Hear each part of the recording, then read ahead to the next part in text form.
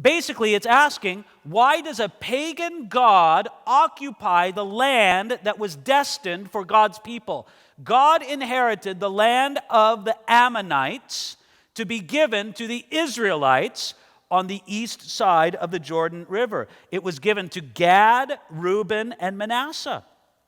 Now, Milcom, who's also known as Molech, lived, so to speak, in that land, and it acted as if Israel's inheritance was invalid.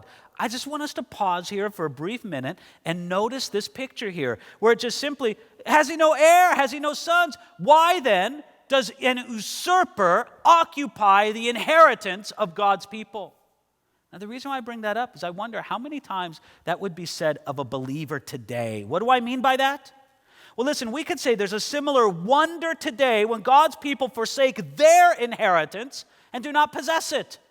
God has given us a spiritual inheritance as his people. It's just as real as the inheritance that was supposed to be for Gad and Reuben and Manasseh in the land of Ammon. But friends, our inheritance is spiritual. We have been given every spiritual blessing that is ours in the heavenly places in Jesus Christ. This is our inheritance as believers.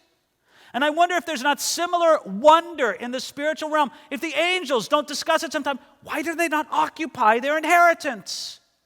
Israel did not occupy all their inheritance under God's old covenant. The believer under the new covenant should certainly occupy all the inheritance that God has for them.